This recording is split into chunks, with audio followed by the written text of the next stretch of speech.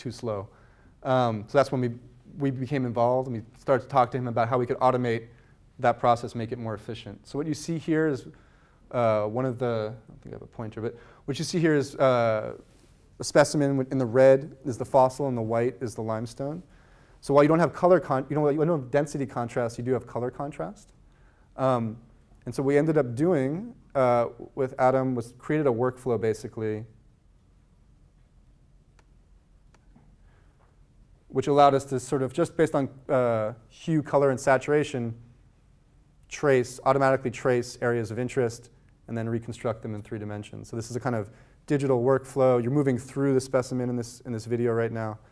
A digital workflow which automates this process. This was early in the project. We went through a series of different steps and different softwares, writing Visual Basic scripts.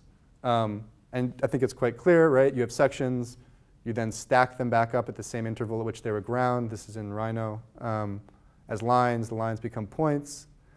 The points become meshes, and then we end up with a kind of digital model of this fossil, which then gets handed over to paleontologists who are the kind of do a morphogenetic analysis. What's interesting here is this is all about form. There's no kind of chemical way to determine the age of these or the sort of the provenance of them. It has to be a morphological analysis, and so that's what the paleontologists do. And ultimately, what they determined is that they're consistent with spongigrade animals, and in fact, that this is likely an animal.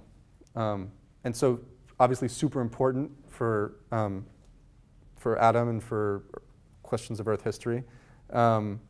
We sort of unexpectedly found ourselves second authors on a Nature Geoscience paper.